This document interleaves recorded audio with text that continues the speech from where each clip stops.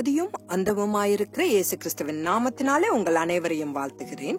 இன்று திருச்சபையின் இன்றைய நிலையை குறித்து நாம் காணலாம்.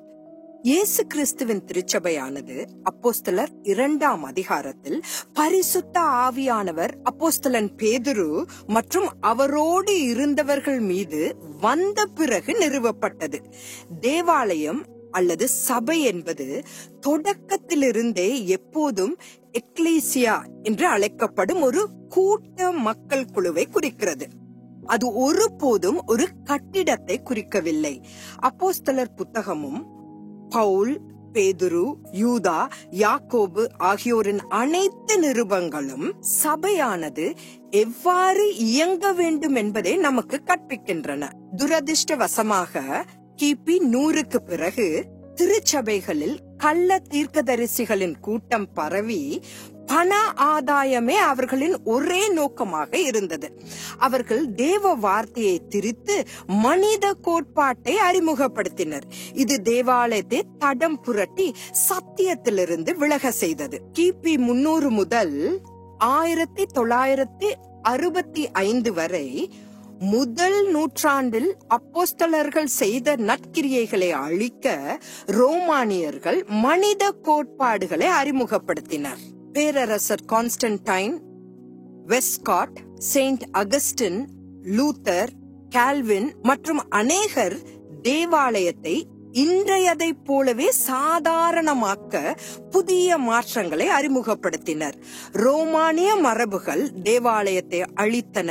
இன்று நம்மிடம் இருப்பது 2 வேதாகமங்கள், கத்தோலிக்க மற்றும் புராட்டஸ்டன்ட் வேதாகமம். ஆனால் 40,000க்கு மேற்பட்ட பிரிவுகள். புராட்டஸ்டன்ட் தேவாலயங்களில் மட்டுமே சுமார் 9,000 பிரிவுகள் உள்ளன.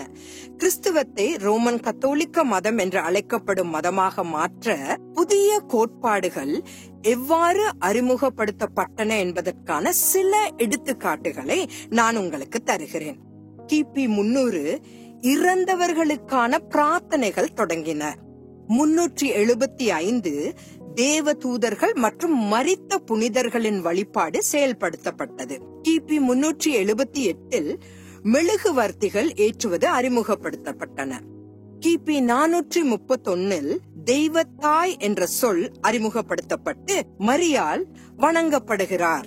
526 அவஸ்தை பூசுதல், அதாவது வியாதியஸ்தர்களுக்கு எண்ணெய் பூசுதல் அறிமுகப்படுத்தப்பட்டது.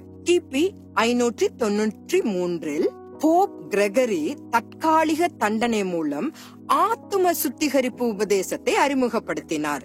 கிபி 600 பிரார்த்தனைகள் மரியாளுக்கு நேரடியாக தொடங்கப்பட்டன. கிபி 709 போப்பின் பாதத்தை முத்தமிடுவது முதன்முறையாக அறிமுகப்படுத்தப்பட்டது. 786 சொரூபங்கள் மற்றும் நினைவு சின்னங்களை வழிபடுவது அங்கீகரிக்கப்பட்டது. கிபி 850 புனித நீர் தெளித்தல் தொடங்கியது. கிபி 995 மரித்த தேவ மனிதர்கள் புனிதர் பட்டம் பெற்றனர். கிபி 1215 டிரான்ஸ்சப்ஸ்டான்சியேஷன், அதாவது பொருள் உருமாற்று கொள்கை அறிமுகப்படுத்தப்பட்டது. நற்கருணை கூறுகள் கிறிஸ்துவின் சரீரமாகவும் இரத்தமாகவும் மாறுவது ஒரு கோட்பாடாக மாறியது. கிபி 1220 திருப்பலி அப்ப வழிபாடு அறிமுகப்படுத்தப்பட்டது. 1439 சுத்திகரிப்பு ஒரு கோட்பாடாக அறிவிக்கப்பட்டது மற்றும் 7 திருவருட்சாதனங்கள் உறுதிப்படுத்தப்பட்டன. 1479 மரியாளின் கணவர் யோசேப்பின் வழிபாடு அறிமுகப்படுத்தப்பட்டது. கிபி 1508 மரியே வாழ்க என்பது தொடங்கப்பட்டது. கிபி 1534 ஜெசுவிட் முறைமை நிறுவப்பட்டது. கிபி 1545 பாரம்பரியமும் வேதாகமும் சமமாக்கப்பட்டன. கிபி 1546 அப்போகிரிபல் புத்தகங்கள், அதாவது தள்ளப்பட்ட ஆகமங்களும் புனித நூல்களாக அறிவிக்கப்பட்டன. 1854ஆம் ஆண்டில் அன்னை மரியாள் பாவமில்லாமல் பிறந்ததாக கூறி மாசற்ற கருதரிப்பு 9வது போப் பயஸால் அறிவிக்கப்பட்டது. 1950 மரியாள் விண்ணேற்றம் அடைந்த நாள் அறிமுகப்படுத்தப்பட்டு ஆகஸ்ட் 15 அதை கொண்டாடும் நாளாக தேர்ந்தெடுக்கப்பட்டது.